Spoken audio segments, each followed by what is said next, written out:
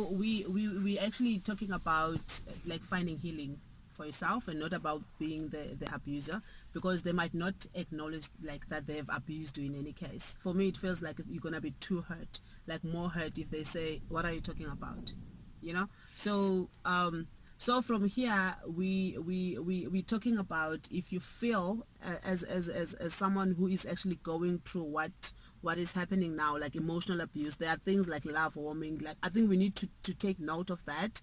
There are things like someone who is hurting you in terms of making you feel inferior. I think making someone, when somebody is making you feel less of who you are, someone always like saying you are saying like stupid things. And I think we even, like, as human beings, like now what we just said, we need to be very conscious of what you say to other people, because I can say you are being stupid without knowing that is actually hurting the, it's like I'm personally attacking you, you know what I mean? So please tell us about what really happened to you. And I actually I bet I'm not gonna disturb you. Okay. I'm going to try the best I can, but like I so told you earlier, I've never had to tell the story from A to Z, and it's just specific things that I highlight when I am in conversation. So it's it's it's sort of difficult for me to say this is what happened to me, because there's so many areas that I would like to highlight for somebody that might be going through something like that. But basically, I fell in love with somebody that I thought had the perfect love that I was looking for. And in hindsight, for me, my idea of love was validation. When I say validation, I mean somebody who affirms everything that I do, somebody who's attentive to the things that I do. For example, they're supportive about my writing, my art, and they basically they for everything. That was my idea of love. But as I say, I'm saying it as idea of love because I think as a Christian, I know the biblical version of what love is and what love does, but I never really um, thought of it in a deeper sense that love is patient, love is kind, and all of those things. I For me, that definition or that idea of love is Hollywood romance. It really is, it's really what you see on the outside. And so when I got a person who was able to show me that, I felt this was it, this was home. And so before I knew it, I was building a whole future for myself with this man, a romantic future. Like I knew about our kids, about when we'd have the kids and everything. But this was even way before I knew who this person was, or they knew who I was. And I when I look back at it, it was because I was excited about this idea of love that had happened, so that such that every red flag that came about I ignored. And when I say red flags, I mean I'd never had anyone speak to me so unkindly before. When I say unkindly, I mean, for example, like you were saying, someone who can call you stupid and they just don't care that you find that disturbing. So it can be that they've said it and it was just a normal thing for them, but they should be able to respond to you when you say I don't quite like it when you talk to me this way. And if they don't change for you, then that means that it must not mean anything to them. And so I started experiencing unkind words, and I'd never had anyone speak to me like that before, and I knew I wasn't happy with it, and I knew I was uncomfortable, being with someone like that. But because there was this side of them that I had decided was love, the ultimate love, I ignored it. And I would say it, I don't like it, but it won't change anything. And then the other thing that was alarming for me before I got married was that my that man became physical just once. And by physical, I don't mean I was actually hit or anything, but like when someone shakes you and you have that you have that feeling that this was going to be something else, even though they managed to restrain themselves. There's a gut feel.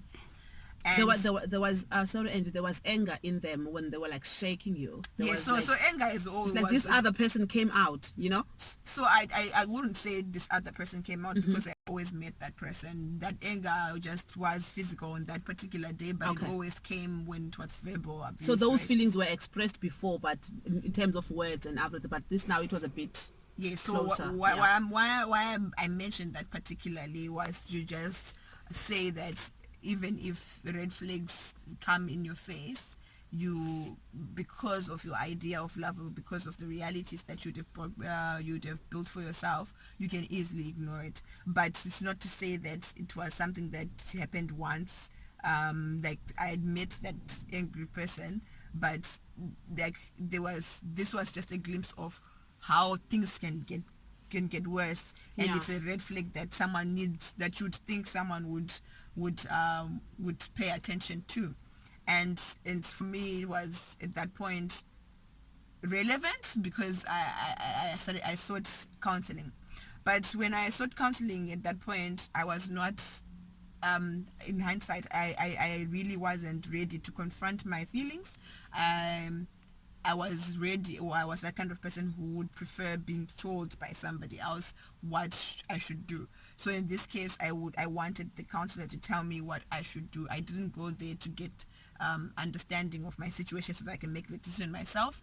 I went there to get advice to as to what should I do. And even though they made sure, they told me that they are not there to tell me what to do, I was adamant. And at that point I just went with, oh, I was also wrong in this situation, because in any situation there's always going to be your part that you're responsible for. And 100%. I took that part of taking responsibility as, therefore I probably exaggerated the whole situation, maybe it's not that deep.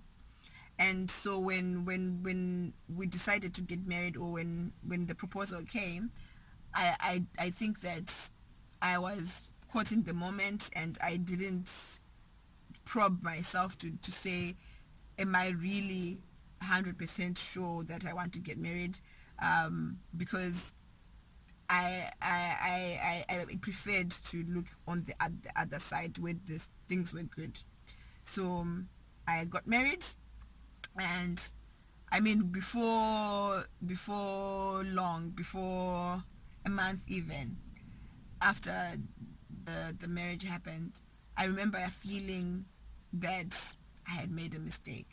Oh wow. It was a feeling that I could not dispute. You know, like when you have like this deep sensation This strong gut feeling. that this Yeah. strong. So it's not like what had happened on the day that I felt it was new. Yeah. It was just now, this is now my reality. Like it just dawned on me that So sorry, Angie. So did you spend like you were in a relationship with this person, right? And you mentioned that you are a Christian. yes, So I want to ask two things here. So how long were you with this person before you guys got married? I think we were together a year and some, but we were basically together all the time. I think So you were because friends. we were friends, we worked together, we were always together basically. So I think that was one of the, you know, those relationships where you feel like you've known a person for years Yeah. because you're always together. You've always been and like, and being together meant that I actually stopped hanging out with my friends a lot, and it felt great, because when you're before you have a boyfriend, or before you get into a relationship like that, this is what you think you want. You want a boyfriend that is always going to be present, that is your best friend, that is, and it was, I mean, it didn't feel unhealthy then, but when I look back at it, that was part of the problem, because if you are no longer able to get space from a person, and a time to breathe and gather your thoughts, and actually confront your own feelings by yourself, you you end up just piling on things in your heart. So I never got to get a chance to get away from my person and go and deal with the fact that they were making me feel uncomfortable Yeah. or unhappy. So it's actually links to what you just said earlier on, that it's a matter of being able to own up as well as a person. You know, we speak about owning our stories, but we don't. We also wanna own our parts in the stories, Right. because indirectly you give into the situation. Right. And as you said that you went to for counseling and you just wanted to be directed. How, for me, if correct me if I'm wrong, it's like you were like, tell me how should I satisfy my husband No, of really some was sort, or how do I find, because you say you had an idea, so it of wasn't having it was really not about him. Okay. It was really just about me not Okay. wanting to drive my own life. So when why I'm trying to disagree with you there Yeah. is there is a part where you're doing things for people to Yes. please them. Yeah. But I wasn't in that situation trying Okay, to cool. please anyone. Okay, But cool. I was not wanting to take responsibility of the things that I had to make decisions on. So for example, every choice you make is yours. Yeah.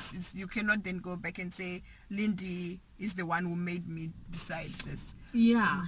Ultimately, even if Lindy gives you advice, Yeah. it's your decision. Yeah. But I was in a space in my life where if things got too hard, or if a decision is seeming too complex, Yeah. I didn't want to be the one to make the decision. Okay. So in this case, I didn't want to please him, but I wanted the decision to not be mine, to say I made an informed decision, and so let me find someone who's trained in psychology Yeah. to make the decision. Yeah. But that is the first problem, or the first mistake I made, Yeah. because even if they are trained, even if they're professional, Yeah. they can never really walk my journey, and they can never 100%. understand what's going on within me. Yeah. So whatever advice they give, I should be the one who ultimately says, even if they're saying it's nothing, is it nothing to me?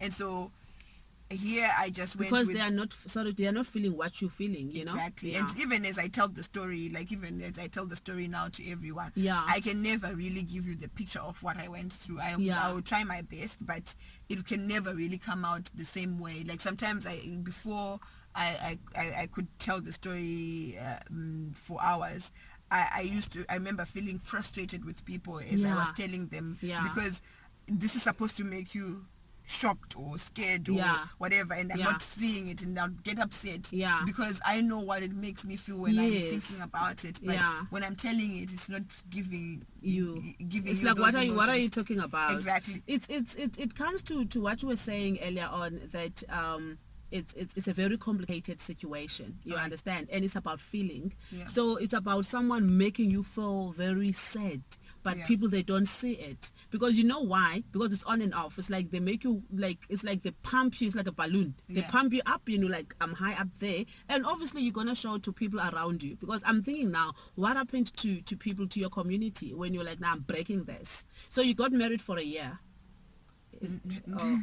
Okay, so I met this guy and we got married for 1 year, 4 months. That's when I left. But like I say, in the month, I knew that something was off. Not that he had changed. So people keep asking me, did he change after you got married? No, he did not change after we got married. He had always been the same. But I think what changed was the fact that my mind was also understanding the gravity of the situation, in that you are now married and this is the expectation. And you're stuck in this situation. Yeah, it sort of like reminds you that there is no way out. Like so the pressure sort of increases, because you realize that the options you had when you were dating are no longer on the table. Yeah. So probably I would have felt the same way before, but because I probably had the safety net of saying I could always break it up, was no longer there. And this is why in that first month after this big episode happened, that I felt I had made a mistake, and I even vocalized to him, and I was like, I think we can reverse this whole situation. And I mean, for that I had to pay. Yeah, I had to pay in pain, because I had to be reminded about that statement for a long time. After But you had said that. yes, because obviously it was a bad statement to say that we could reverse it, but instead of us focusing on the fact that what could get a young wife to To feel like feel that like that, and very be honest about that feeling, because it, for me it's more like you were being honest about how you felt yes, about the whole thing. And sorry, did you go for counseling before you got married? yes, I did. Okay. I did. So a month after you get married and you think about reversing the whole situation. It was just in the moment feeling that it wasn't like I sat down and then thought it and then said it. No, it was as the situation was and as episode is happening, I got that gut feel that this is a mistake, or Yeah. this cannot be my life. Yeah. This is the very first time that I realized that I could have made a mistake, and so I just vocalized it, because every other time you are in conflicts, whatever you're trying to put across, you know fully well that it's not going to change anything. It's not being heard. If it's being heard, it's being invalidated.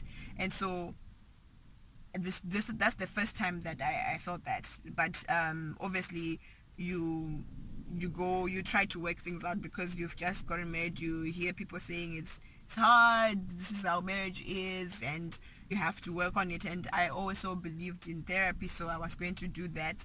But yeah, it became my life, a roller coaster of, today I'm feeling like you were saying, a balloon. Today you're up there, and the next day you're flat on your face and thinking the same thing again.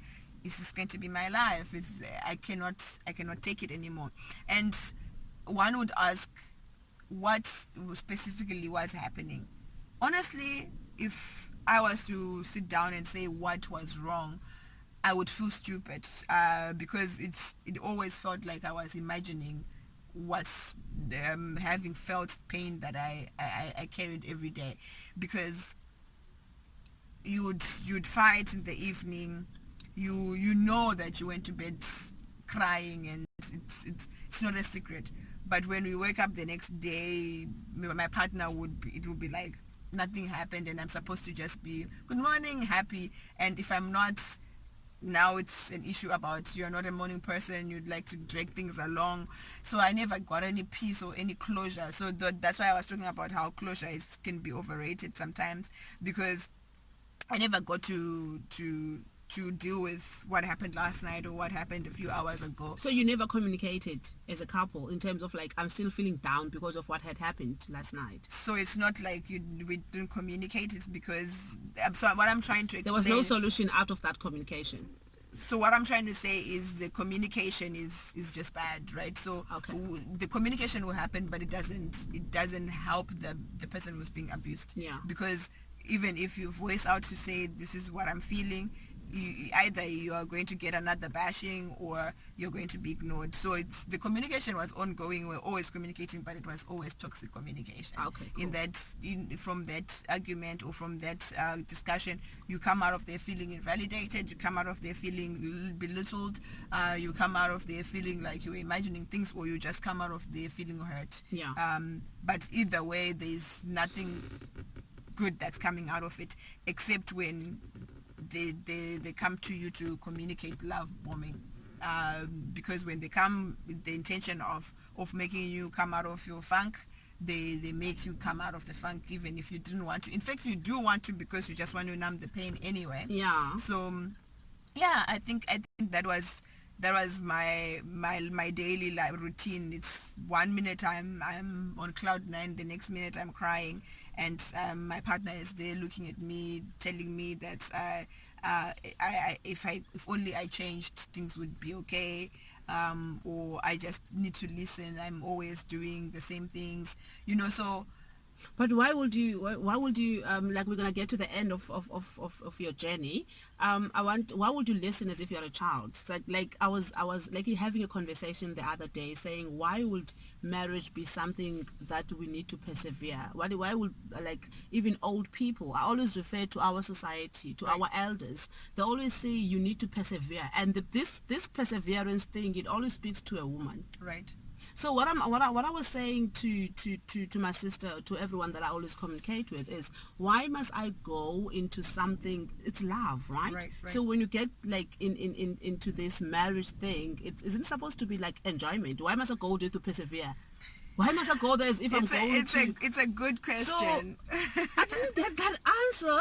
But now we like now I'm actually, as you telling me, I'm feeling pain, quite honestly. I'm surprised when you say people are not getting shock, or it's like they're not feeling your story. I can see that this is a journey for Right, you, right, Angie, and you're not gonna be healed now. It's a journey. I can right. see while you're talking about it, there's some sadness in you. There's some like, I'm tired of talking about this thing, but I'm not tired per se, but this thing, it's taking something from me, you know? Right, And right. I like the fact that you say you are, like, even now you're still going to therapy. Am I correct? Yes, it's a journey. It's So a journey. So I want us to get to a point where you got that, like, you see the feeling that you felt in the first month, and you like, okay, brushed it off, and then you carried on with the love of your life. Obviously you had hopes that you guys are gonna have live ever, like forever together, have kids, and they go study and everything, you know.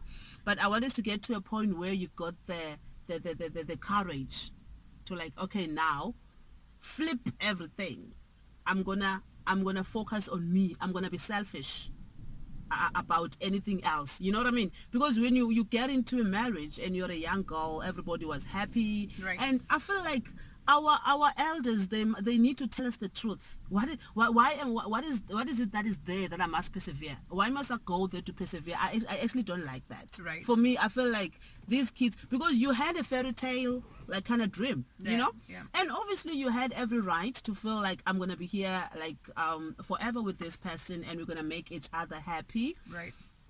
But now you are in this situation, and this situation is nothing tangible in a way, especially for another person. And you think about embarrassment, not embarrassment, but about other people that were happy for you to get married. Right, right. And also our society, in order for a woman to be like fully a woman, there's even is it a proverb? I can't remember. It's something that said a woman's grave is a woman's, like, what is in the grave is in the marriage. Right. That is in Xhosa. Is it? Ingcwaba lentombi I've never lisemzini. heard of A that. girl's grave is in the marriage. So it's like, you can't die single. Basically, as a woman, you need to go and die at another place's a house, like at your husband's house. Okay. Because there's lobola that is paid, there's relationship that has been created. Yeah. Here you are being abused, and you can't say he scratched me, he broke my arm, but you know that he broke something very precious. Guys' Yeah. feelings are precious. Yeah. I think so. I think there's a lot that you've just said here, and just to talk about healing per se. I think that maybe what you recognize as sadness when I tell my story is, or I think agony that comes from telling that is not necessarily what's the hurt that I was feeling when I was there, but it's the pain that I cannot tell it in a way that, or I feel like I cannot tell it in a way that someone can actually see what is happening, if you get what I mean. Or what has happened, yeah. There's this, I don't know how to explain it, but like there's this wish that I have that I could just play it as a video, because when I'm trying to explain it, I'm conflicted, because I'm trying to find the right words to make you understand a lot of processes that happen in one moment. So you were asking me at the time that there was no communication, and that just brought me to a point where, as I'm speaking, it does actually come off as there was no communication, but communication was the biggest thing. Like, we will always communicate, right? But communication was bad. So, and I think that is the biggest part of emotional abuse, is you are communicating, but are you doing it well? Because when you do not communicate well, you are going to be constantly keeping things inside that needed to have been dealt with. Yeah. And as you continue to bottle things, you start to feel negative effects on your body as well. Sometimes this is where we talk about depression. This is where we talk about self-harm, etc., and all of those things. But it all boils down to communication. And I think in my situation, I didn't get to a point where I decided I'm done with this. Then you had asked the question to get you to the point where how did I then say I'm done? I knew every single day since the day that I had my gut feel that whenever these things happen, this was 100% wrong and I didn't want it and I was not a fan. But it didn't change the fact that there was still hope that the miracle would happen and he would change, or that I would get through to him somewhere, somehow, or that when he started love bombing, I would believe that this was going to be for longer. Because like you were saying, you hear a lot of times when the elders are talking that this is how marriage goes and it will get better. So there's a whole lot of things that go on, including when you're praying also you believe in the miracle. And so it's both sides are so real to you that you're living in two parallel universes, if you get what I mean. You, when there's love bombing, you're really living the best time of your life, and when you're feeling the pain, you are like, I know this, I must remember this when I start feeling this again, that this is the worst place I've ever been. So, but what you don't do is make it one, because when you're here you forget this, when you're here you forget that. You completely, like, you're totally indifferent. And it must be frustrating, and it must get to a point where you imagine things. You when you imagine things, it's like I'm the wrong one. of course, because when you're here, when you are here, you are so in so much distress that you want to get out. So this is where one can start having addictions or doing self-harm, because you can feel the pain, but you don't want to continue to feel the pain, and so you want to numb it because you don't want to leave this person. To you, this person is someone you love, someone who loves you, and they're the best version of your life. You don't want to leave them, but this is a reality that you're sitting with, that you're in pain, your heart is just breaking, so you want to numb the pain so that you can still stay with your wonderful person. And so the things you do when you're feeling pain are outrageous. Sometimes you think of killing yourself so that you can hurt them. Sometimes you think of you harm yourself because you just want to forget. Sometimes you harm yourself so that you can remember when you're happy that something was happening. And so it becomes a constant battle with yourself to get yourself out of this place, which is sometimes even reinventing yourself. You want to change, you want to, like you were saying, you want to change for him. You're like, okay, maybe it's me, so what do I change? Maybe let me try speaking softer, or maybe let me try being quieter. But nothing you really do changes an abuser, because then they don't even know what they want to expect from you anyway. Yeah. So let's just quickly if I can just interject quickly. No. I always ask my guy friends that, guys, do you understand the concept of I'll go back again to what, because we are brought up by a society, we are brought up by people that have lived. And what you're talking about, what you just explained now, especially the last part of it, one will say this lady is more like she didn't expect to have misunderstandings. As people, we have differences, you know what I mean? Right. If we have differences, we should be able to sit down and communicate and be honest in our communication. Yeah. You understand? Yeah. And the differences mustn't always, that is my opinion, it's not a Bible truth, but it mustn't always makes the other party or the other person feel more distressed than the other. Right. You understand? So that's the other thing that I'm picking up, that communication was there, but it was not effective. Exactly. Or it was one-sided, basically. It's like this other part was supposed to receive some sort of like orders, but indirectly, and then to a point where you're like, okay, maybe I'm the one person who is actually wrong.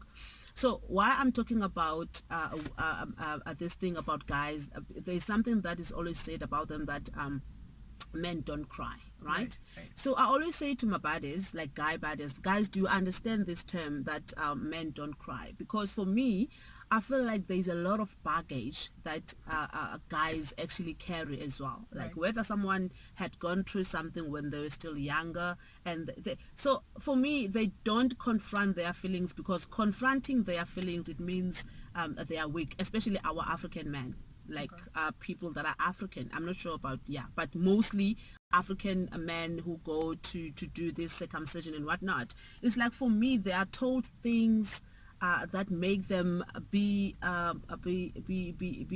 instead of like being strong, because they don't want to confront their feelings. Right. You are here now, you marrying this person. Obviously, the fact that you marry someone, you are in love with that person. You Right. love that person. Yeah. Like, obviously, guys, you can't want to spend the rest of your life with that person if you don't love them. But now the young boy that was abused, that was neglected, and as you opened your story, said you came, the way I say it, maybe I'm wrong, please correct me. You came from a family where you were given love. Nobody ever insulted you. You came from a warm family. You know what I mean? And you're here with this person, and you've been with this person at a workspace. You've been with them in a way, and they've showed you what you had always hoped for in a man. Am I Yes. correct? Yes. And they had showed you what you have seen in your house. I said to my sister this morning that most of the girls, they want to marry to someone who's like their dads, because their dad, especially if you had a relationship with your father, you want someone who's going to take care of you. So he, instead of taking care of you, for me, it's like he is in denial of his own feelings. He's going through his own whatever, but now he is actually projecting those feelings indirectly towards you. And the way he takes care of you, it's like, for me, there is ego, there is sort of like, there is no honesty, I mean, on the other part, not about you. Now, this other person that makes you feel this way, there is no honesty in confronting their own feelings, because traditionally and especially religiously, they're supposed to be the leaders of the house. So there's a lot of aspects that actually are contributing towards you feeling the way you are feeling, you know? Okay. So, you said, the way you answered me, saying there was no like thing that pushed you. But again, I'm gonna actually rephrase that question. What made you realize that now I want to get divorced and Okay. move out of this thing? And that's the first question, and I'm not gonna actually interrupt you again. And the second question is, what can you say to someone who is going through this frustrating situation? Like, honestly, it's actually frustrating, because it's like you saying things that you believe, but these things that actually happened. Do you Right, understand? right. But for me, as I'm talking to you, I'm feeling the energy. I'm feeling what you've gone through, Angie, and I feel like it's a journey, but you are on the right direction. For me, the more you talk about it, you said you have a life like at around 6 o'clock. The more you talk about it, the more you're gonna heal as well as a person, and I can feel the pain is there. I can see the pain that this thing, it actually killed you as a person, but now you're trying to collect yourself and compose yourself. Of which, that's why we're having this thing saying, let's own our stories. Obviously, our stories can never be rosy, and it does not have to be perfect. Right. Quite honestly, you don't have to tell us a perfect story. Nobody has a perfect story. Tell it as the way you see fit. You understand? So if you can just, again, like, try to answer me, what made you realize that now I can't stay here, you know? As much as I'm getting this love the other day, tomorrow I'm getting whatever. What made you realize? What was the pushing point? Because someone is in this situation and they don't know when to stop or when it's going to stop. Some, they end up killing themselves. So Okay. if you can just say that and maybe advise our viewers what things they can look for in this situation, and then we're going to close up. Okay. So I was going to answer again. I didn't realize. I didn't get to the point where there wasn't a aha moment. This is done. I'm done. I didn't get there. There was I think when I was doing my therapy, I confronted, or as I was confronting my feelings, really, I realized that I took my power back, we subconsciously, when I was still in the relationship, in that Awesome. it's actually not because I was talking about how things happen subconsciously, because you are so much in your own head, or you're dealing with things without knowing, because you don't get the platform to share or to talk about your feelings.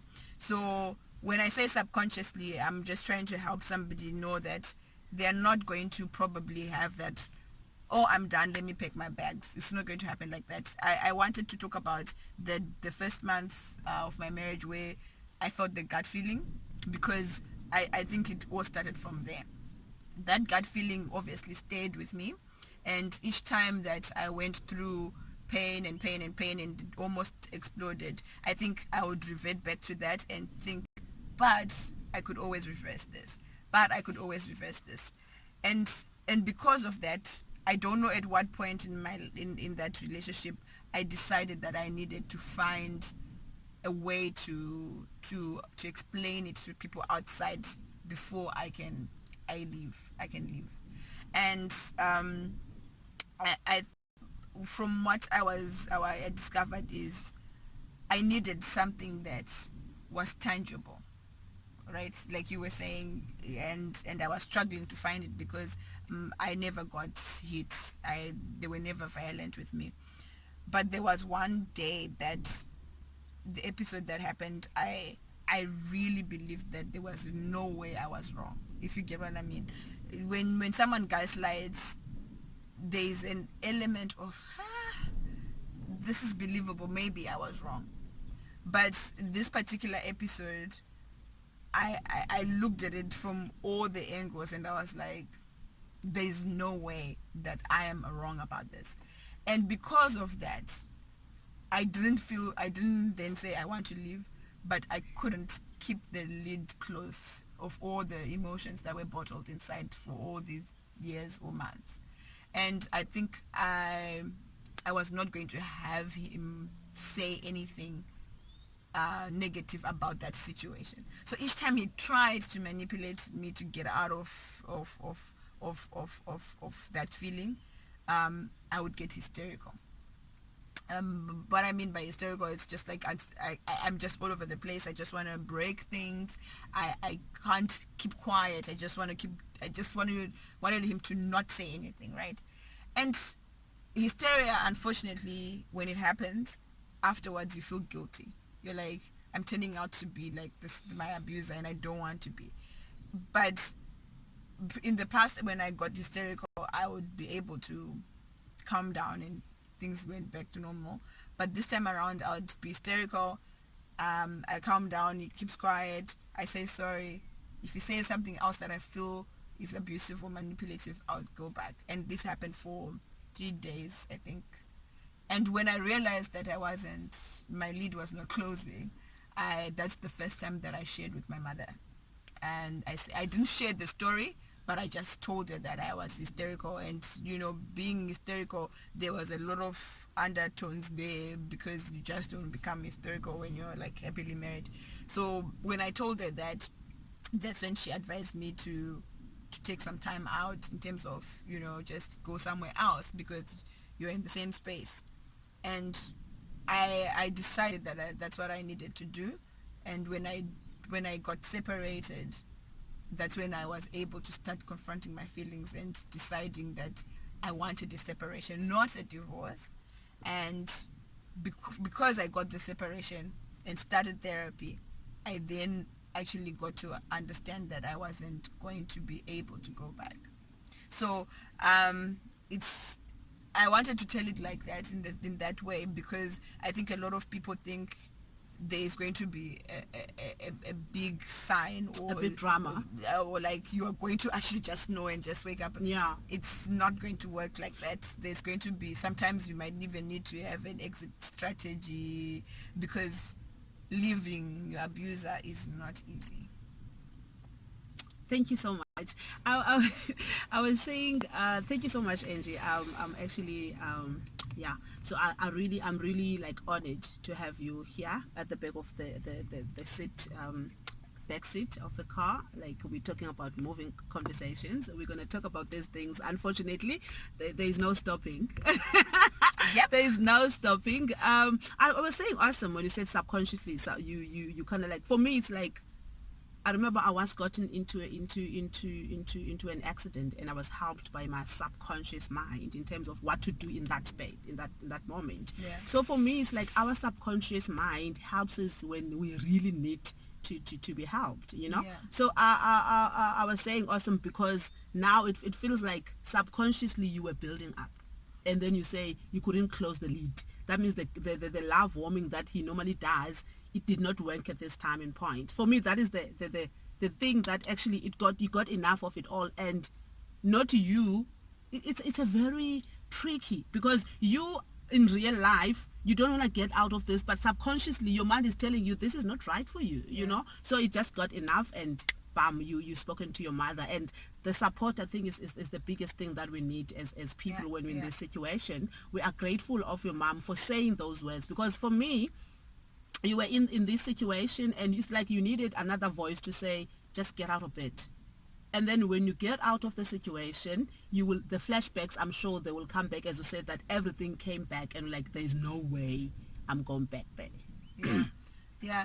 I think also in terms of flashbacks and everything, for these people that are going to obviously relate with me, it's like you don't even remember half the things. What you just need to remember is the feeling. And I think one thing that love bombing does is help. Okay, it helps obviously the abuser, but it helps you forget the pain. So it's if you forget the pain, Because this person is intentionally doing this thing. yes. So if you forget the pain, you will not remember why you wanted to live in the first place. So what you need to do if you're feeling like you are in an emotionally abusive relationship is that you really confront the pain and allow it to move through you, because if you don't feel it, if you don't remember it, you're not going to be strong enough to walk away when Or to articulate your... because I feel like with emotional abuse I would not want to emphasize on articulating it, because we spend so much time trying to understand why you're feeling what you're feeling and trying to explain it to someone else. It's very frustrating, even when you're doing an interview. You're like, I'm trying to say something and I'm it's not what they're It's like hearing. when I say, do you know what I mean? They don't know what you mean. Don't. But the thing is, that is, we can do it after. It's fine. Like here, you don't understand. It's fine now. We can spend years and years talking about it. Eventually, we will figure it out. 100%. But for a person who's inside, I want to emphasize that it's not important to be able to articulate yourself or to be able to understand it, because that is the biggest piece that makes people stay. Yeah. Because they think they're imagining it, and so if they can explain it or understanding it, then it's all in their imagination. Yeah. But as long as you're feeling it, Yes. it's real. Yeah. And as long as we are talking about it, people know that there's going to be a feeling in your heart that is just going to be bad, and you can't explain it. If you're feeling it, move. That's all that I would want someone to know, because that's probably what I would have wanted to hear when I was in my situation, because even if I give my examples, they're not going to be the same as somebody else's examples. 100%. Because with emotional abuse, the things that hurt you are based on your personal experiences. Yeah. Like you were saying, someone being called stupid, for someone might not even move them. They've been hearing it all their lives. 100%. But for me, because the way I was brought up and the people that I grew up with, no one could even say that with a straight face. So that would hurt it's me. a big thing to you. Right. Yeah. So when someone hears it, they'll be like, really, girl? Someone just called you Seriously? stupid. And you... Yes. You want to break mountains about that. Exactly. So whatever. But I think there is something about repetition. When somebody says it over and over, now you think, okay, no. I mean, if you are saying it in a jokey, like joking, then I would actually take it. But if you keep on saying it, that means you mean it. That means you understand. People are unkind. I think if you think about it, a person who loves you must be kind to you. The words that they say, even if they're upset, they must be trying to protect you somehow. Because I remember, I'm not a saint or anything, but I remember that thinking a lot of things that are negative when I'm being told negative things. Like when someone is verbally abusing me and I'm thinking, I could say this, I could say this, I could say this. But I could never, even though I was hurting and I would want to do anything to hurt them, I could never find the courage to actually say those words out loud to that person. So for me, if you think about unkindness, if someone can be so unkind and so disrespectful to be able to hurl out a curse at you about your mother, about your brother, about your sister, that just means that they are not they're not there with you emotionally. They like the idea of you and whoever they're trying to make you to be. But the person that you are, they can't even see and they don't even care, you know? So, which is why I was saying even the closure part, it's not necessary.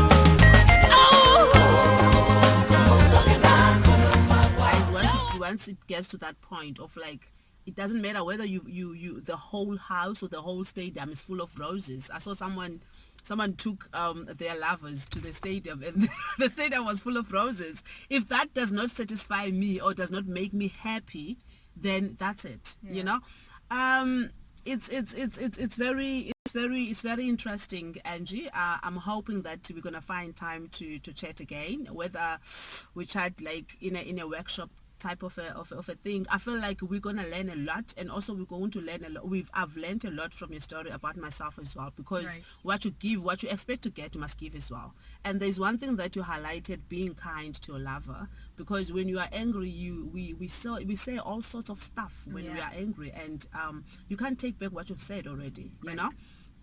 And we just want to say well done for you to actually getting out of that situation and try to find yourself. And I feel like most people are going to learn from this Angie's story. Emotional abuse, it is there, guys, and it is actually happening, and we can actually like educate each other about Right. it as well. That's why I'm saying maybe we need to have some sort of workshops where we talk about it, because it might happen that you are doing it unconsciously. As a person, you are emotionally abusing your sibling. You are Yeah. emotionally, maybe you are emotionally abused at church. Yeah. So it's something that we need, it's conversations that we need to talk talk about, about, you yeah. understand. Yeah. But it's again actually I like the way you grace your story. As much as it looks like it's frustrating to talk about it, believe me, it's we hear it. Okay. And also I like the fact that you say you don't have to be able to articulate it. Once Right. you feel that there's something, so let's keep on trusting our gut feeling, right? Yes, yes, Once you yes. feel like there's something wrong about it, then let's trust that feeling. Yep. And let's seek out support from people that are close to us. Right. Like sort of like how advice in a way, you know. So thank you, Angie. Is there anything that you want to say to people that are watching? This is going to be on Africa 55 YouTube channel. People are going to watch it. I'm going to put it on my Facebook. It's going to be all over. So I'm hoping that people get like a thing or two. I got like quite a few, Okay. a chunk of stuff. So is there anything that you want to say, like just to close off the interview? Yeah, I think I just want to like encourage everyone to learn to know who they are. Like I started Uplift a Sister based on cultivating self-love, because I believe that even if you're predisposed to abuse, even if you're going to meet somebody who doesn't even know they're abusive, you are going to be in a better position if you are aware of your boundaries, if you are aware what your boundaries are. I mean, because abuse is all about allowing. What if you know your boundaries, you will not be able to let anyone walk all over you.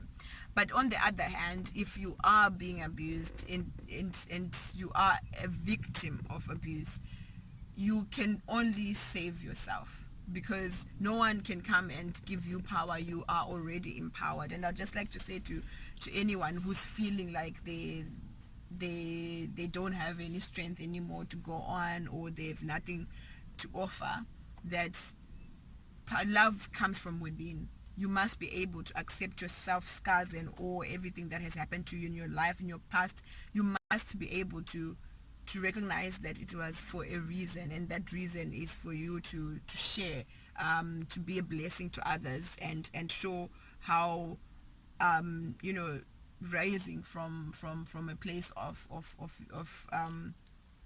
if it's an awakening, if you think about it, and if when you have been awakened, you have you have more experience to share with people, and you have more to give to society. So I just want to encourage everyone to own their stories and use it for the greater good.